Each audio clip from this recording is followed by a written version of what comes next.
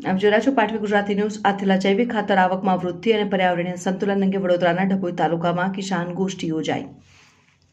આથેલા જૈવિક ખાતરથી સમૃદ્ધ જમીન આવકમાં વૃદ્ધિ અને પર્યાવરણીય સંતુલન વિષય ઉપર કિસાન ગોષ્ઠીનું આયોજન સત્તરગામ પટેલ સમાજવાડી ડભોઈ વડોદરા ખાતે કરવામાં આવ્યું હતું। કાર્યક્રમ ICAR નવી દિલ્હીના સસ્ય વિભાગના ડોક્ટર સંજયસિંહ રાઠોડના અધ્યક્ષસ્થાને અને પ્રોજેક્ટ સંયોજકના માર્ગદર્શન હેઠળ મારુતિ સુઝુકી ઇન્ડિયા પ્રાઇવેટ લિમિટેડના CSR સહયોગથી તથા ICAR અને આત્મા વિભાગ વડોદરાના સંયુક્ત પ્રયાસોથી યોજાયો। કાર્યક્રમમાં 100થી વધુ મહિલા ખેડૂતો તેમજ આશરે 2500 ખેડૂતો ઉપસ્થિત રહ્યા હતા અને ડોક્ટર સંજયસિંહ રાઠોડે આથેલા જૈવિક ખાતર જમીનનું સ્વાસ્થ્ય અને ટકાઉ કૃષિ અંગે માર્ગદર્શન આપ્યું હતું।